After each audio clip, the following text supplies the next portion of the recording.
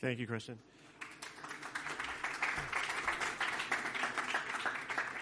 I'll apologize in advance, but I'm going to do this in English, which is way better than me doing this in German. Trust me on that.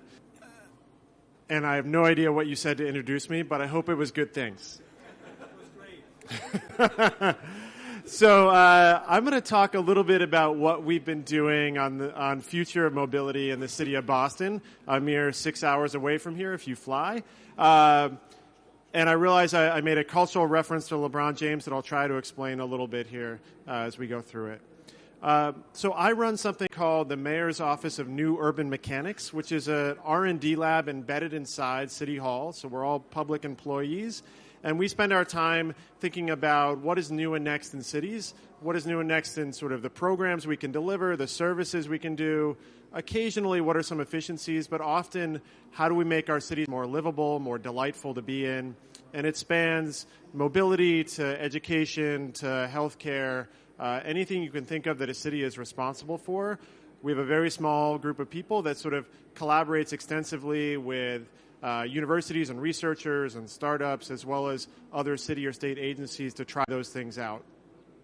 And we're very much, I like to use this example of a trim tab, which is a very small sort of part of an airplane that when you adjust it very slightly can totally change the trajectory of a large object. So if you think of government as that large object, we are sort of playing at the fringes, trying to nudge a policy or a program or test something or say something that other people maybe can't say to move the conversation forward.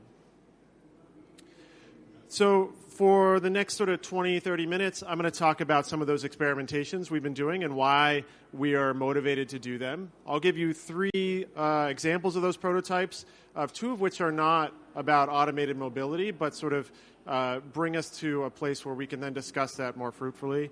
I'll dive into what we've been doing on A/B testing in Boston, and then I'll talk a little bit about some of the research we're doing outside of what's on the ground, but sort of theoretical stuff going forward. So a little bit of context. So Boston, we are almost 700,000 people. We are 50 square miles. We have a mode split that is not typical for a lot of U.S. cities. Only about 40% of the people drive to work. We have the highest percentage of people that walk to work in the entire U.S. And to give you an idea of what the streets are like in Boston, this is sort of a spatial analysis of gridded streets. So if you have seen New York, it's got a perfect grid going down it. And that shows up here as almost no green. Boston does not have a gridded system, which means we are much more like a Western European city, right? Sort of meandering streets as you go, which then means you're also restricted on how you implement a transit service, right? In New York, often they will say, well, this avenue is for bikes and buses, and this next avenue is going to be for cars. In Boston, that one roadway that links together, we have to figure out how to accommodate every type of mode on that street. We're also not doing so well in terms of congestion. So recently, just this year, INREX ranked us 8th in the world for the most amount of time wasted in traffic every year. We are by far the worst in the U.S., and that is if you are in a car. If you're on a bicycle, it's actually quite nice. You're not stuck in the same kind of congestion. But this is certainly a motivating factor for us to think about what are the solutions we can start working towards to get people out of their cars, but also to address this issue that is causing challenges with our climate as well as wasted productivity. And the question is often when we're talking about new technology, about what are we actually really trying to solve for? Are we just trying to show some new shiny object and talk about sort of why Boston is a leading city and testing new things? And for us, that's very much not the case. That technology is not driving this for us. It's these other challenges, particularly these 3. One, around inequality. So Brookings Institution ranked Boston the most unequal city, the highest gap between high wage income earners and low income earners in the entire country. We have a population that's on the fastest growth trajectory that we've seen in almost 60 years. We're heading towards 700,000 people in the next sort of 5 years, another 25,000 people after that. we can't continue to move about the city in the same way we have because we have more people there and need to move them around. So the mayor launched a comprehensive transportation planning process in 2016 called Go Boston 2030. It was our first one in 15 years. And we went out to the community and drove this truck around that you see here and said, what's your question about transportation? What are you curious about? And we talked to 10,000 people. We distilled that into a series of sort of tracks, and we brought them back and said, we think this is what we heard. Is this what we heard? And one of those pieces was around autonomous vehicles, flying cars, hoverboards, segways, which nobody actually thinks is the transportation future, and a range of things. And where we arrived at after that conversation was a set of 58 different projects that the city would take on over the next 15 years, but more importantly, a set of 3 goals that we would map everything against. Access, how do we make our neighborhoods more accessible? Safety, how do we make sure that our streets are safer? And reliability, how do we make sure that our transportation system can work in those storms or in different climate change futures that we might have? We also aspired to some fairly significant changes in how people get around. So we said more people are going to ride public transit, and we're going to implement policies and programs to make that happen. More people will walk, more people will bike, and fewer people are going to drive alone. And this is hard to say in the U.S. We are very much a car culture. That is the same, from my understanding, particularly in friends that I have in Germany, that there's a love of the automobile and the personal expression it brings, as well as sort of some strong industry voices on that conversation. So it's a lot for the government to go out and say, we're actually going to make it harder for you to drive and harder for you maybe to even own a car. So I'm going to go through 3 different experiments that we've done. The first is about changing that culture on driving. The second is about algorithms and equity. And the last one is about all the stuff we've been doing on autonomous mobility. If you ask people in Boston and probably everywhere if they're a good driver, they say they are. So there's a study out there from the late 1980s about superiority bias that says 93% of the people asked say they're a good driver. Now, they think they're above average. But we know that's not possible. It's definitely not the truth in Boston. So a study from Allstate Insurance actually said we have the worst drivers in the country for 2 years in a row. Happy to say we're now second out of 400 cities. But you are more likely to be in a crash in Boston than you are in almost any other city in the entire country. So we said, well, let's try to change that behavior. And we reached out to a local company that is telematics, and they have an app that they were working with insurance companies to develop. And we said, can we use that for a civic purpose? And they said, that sounds like a fun experiment. Let's give it a go. So it's an app that measures your phone distraction. If you're playing with your phone, you're speeding, harsh braking, harsh acceleration, and turning. And runs in the background on your phone, and then has some leaderboard components. We set it up so you could compare yourself to anybody in your neighborhood. You could set up groups with your friends or your coworkers, and then gives you a score out of 100 about how good a driver you are. And then we threw in some prize money. We gave out $10,000 over a course of sort of 3 months, and we said, let's see what happens. And we thought the prize money was going to be the reason to do it. But as it turns out, people really like proving to their friends, and particularly their spouses, that they are a better driver. And time again, I would get to call these people up. We gave out these $25 prizes every week to about 10 people. And I'd say, congratulations, we're going to send you a $25 gift card. Can you tell me why you joined? And they said, well, my husband's always said that he was a really good driver. My mom thinks she's the best driver, right? So this sort of natural desire to compete with each other. But it also had some really positive impacts. So we saw about 5,000 people join the competition, logging about 3 million miles of travel. And we saw distraction scores drop by about half. And that continued, like after the end of the competition, people were slow to delete the apps off their phone. And we saw that behavior actually trend continue. It creeps up just a little bit. But harsh braking also dropped by about a third, and same as speeding.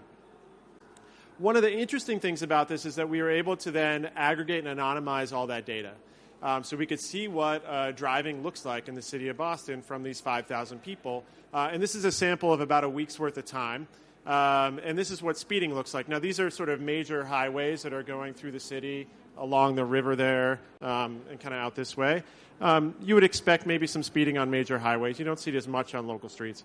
But when you do the phone distraction scores, and I'll just toggle back and forth for a second, people are distracted by their phones on our local road network, which means that they're probably not focusing on the pedestrians and the cyclists right around them. And we kind of know that anecdotally, but this backs that up, right? That these are people playing with their phones, and you can see the whole sort of street system in all of Boston because of it. And that gave us a lot of pause to think about, well, what are we doing to sort of make sure we change that behavior? In addition to this competition, what are the other things that we can do? And that was sort of fueling some of our work in autonomous vehicle development, particularly levels 4 and 5, where we know that humans are bad about paying attention to things. And level 3 is terrifying for that reason, right? So how do we make sure that people are going to play with their phones? How do we make sure that we take the task of driving maybe and make it not be something they have to focus on as much? The second one I'm going to go into is around algorithms. And this is about walking or dancing in the streets if you prefer, but walking. So in Boston, we have a 311 system. This is increasingly common in the U.S., but we were sort of the first city to develop a mobile version of this. And the way that it works is, me as a citizen, I go out, I recognize that I have an issue with like some trash or a pothole on the street. I open the app, I take a picture, it goes to City Hall.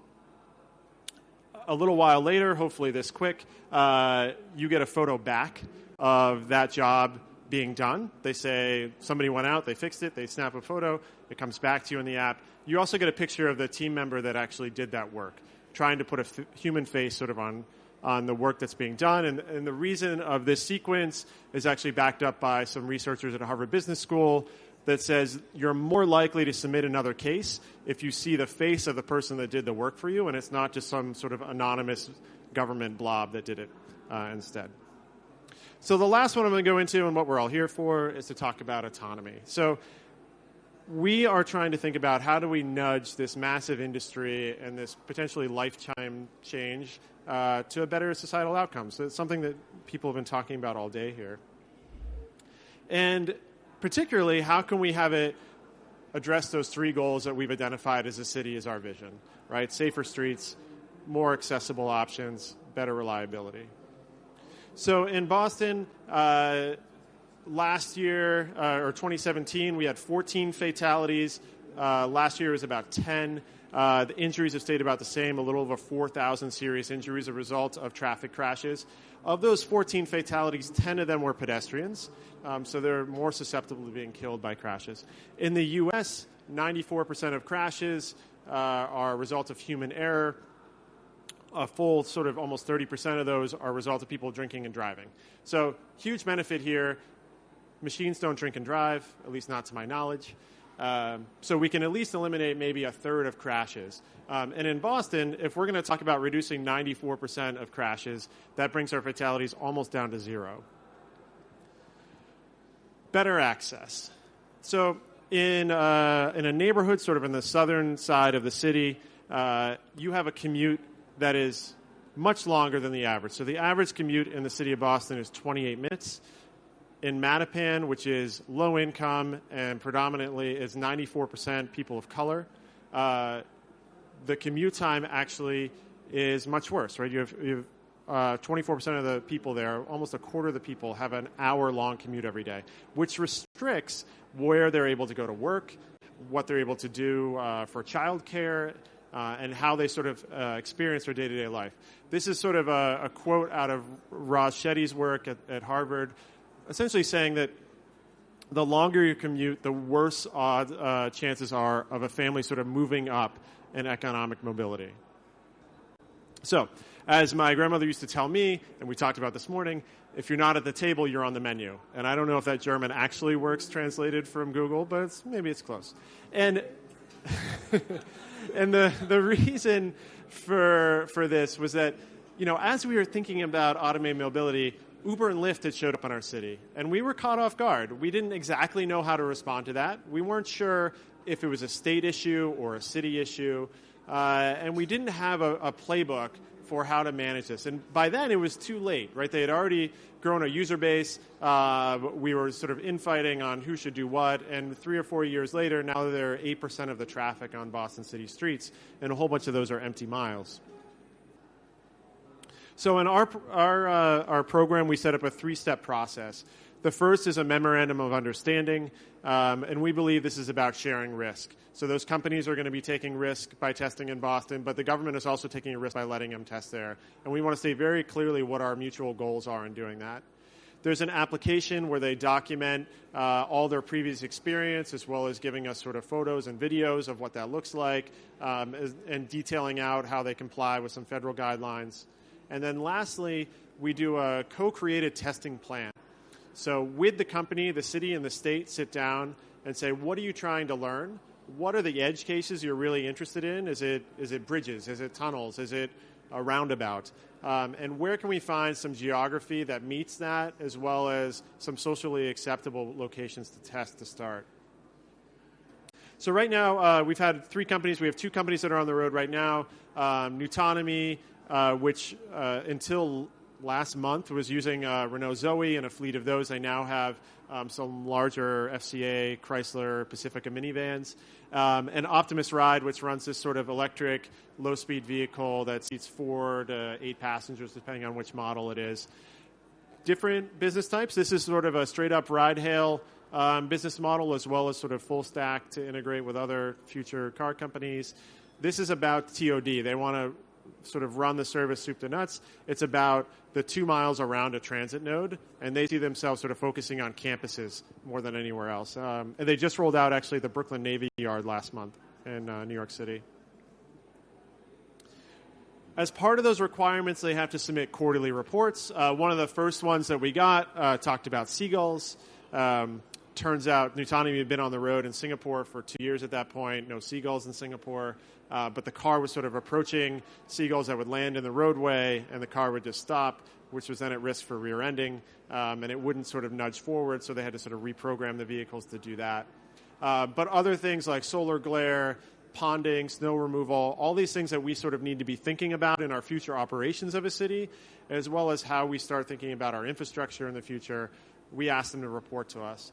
We went much more towards a qualitative data side, so we asked them to detail out these learnings, but we don't ask them for disengagement information or LiDAR data, some other things that people have talked about, in part because it's really hard to map disengagement data from a city to a highway or from city to city, and we were sort of respecting that. It made it much more challenging for them to be able to report that in Boston versus somewhere else. The other thing that we require is during passenger pilots, they have to have 15% of the passengers have to be seniors or people with a mobility impairment, and they report that back to us. That's sort of on an honor system as well. And they give us some origin destination data of those passengers as well. So a snapshot of some of our early learnings before I give just a closeout on some of the research. The first one is about setting a mobility vision. Time and time again, when we talk to companies or researchers that are interested in Boston, we're able to go back to them with an executive summary or the full 218 pages, if they are willing to read it, of what we are actually trying to do here in the next 15 years. And that allows them to ingest that and think about how the service that they're imagining might also map to that. The second is around building relationships. We spend an awful lot of time talking with researchers. And in fact, the 2 companies that are testing on the road now, we knew the people when they were postdoctorate students at MIT. So we've known them for 10 years before they went off and started these companies. What it means is that we have an immense amount of trust and relationship building between them. And it's allowed us to sort of parlay that trust into what we think is a fairly safe way to actually test those vehicles, that they know that we have their interest in mind and they have our interest in mind.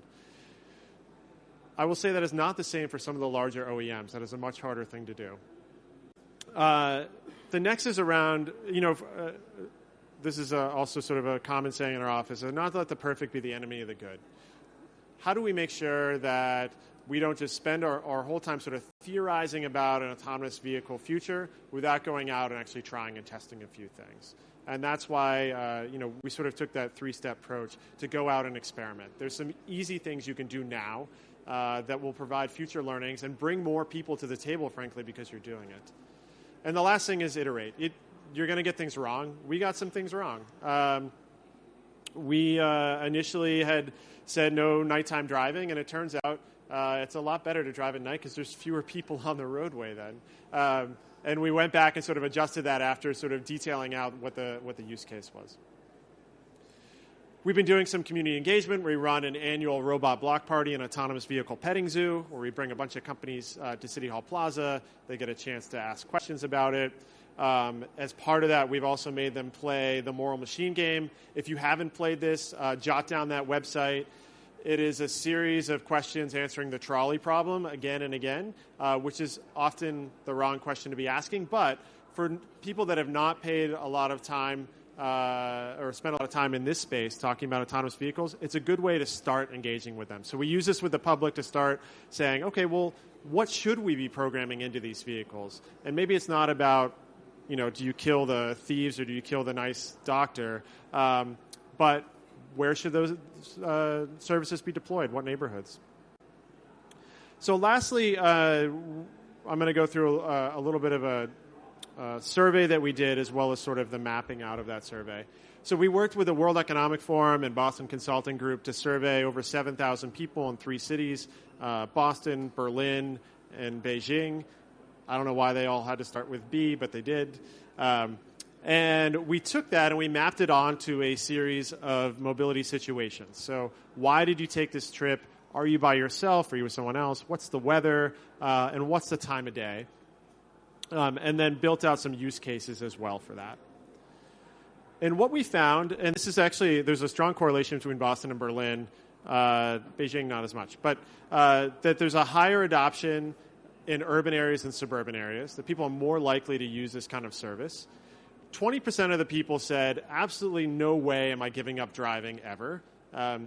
Your robot might be doing it very well, but I don't want to. And the last thing was that the shorter the trip, the higher the AV adoption, which scared the bejesus out of most of the planners in the city of Boston, that people will, instead of walking or biking, would be more likely just to hop in that vehicle if the price point was even like twice as much as the price point of renting a bicycle. They said, yeah, I'll do it. So we took all of that data and we said, well, let's map it onto our streets and build an agent-based model with it.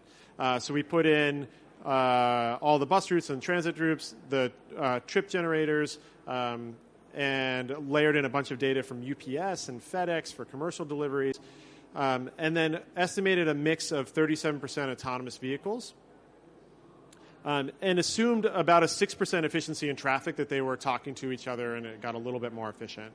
And what we saw is that we need actually fewer vehicles on the roadway, so a reduction in the overall number of vehicles on the roadway, but actually a growth in the amount of miles that those vehicles are traveling jointly. So a 16% increase in the amount of vehicle miles traveled. We saw a reduction in the amount of parking spaces by about half that we need. And we saw that travel times really didn't move at all. So the people that have been sort of pitching the city saying, well, if we just had connected and autonomous vehicles, we'd get to work so much faster. We said, well, at least the model, and you can trust models a little bit, says absolutely not, right? That we still need a good train system. I'm envious of this entire country. We still need a good train system, a good bus system, ways for people to bike and walk safely. That's how we're going to actually get people around. That it might not be on some sort of travel time savings in a fictitious world. The thing I'm going to come back to and highlight here, lastly, is the parking spaces. So this is, for us, a once-in-a-lifetime opportunity to remove half of the parking spaces from our city. Between this and the safety, if we get those two things, we will have won for the future. Because the amount of space that we dedicate to car storage in Boston allows us to free that up for parks, allows us to free it up for housing, allows us to free it up for moving other modes of transit potentially. It's a big, big win. So I will close out with a quote from a noted architectural historian, Winston Churchill, who said, "We shape the buildings, thereafter they shape us." And I think when we're thinking about this, it's about how do we want our future to be, and taking those steps now to make our streets actually look like the future we want. So in Boston, it's about more space for people, it's about more space for transit, it's about more space for active modes of transportation. So thank you.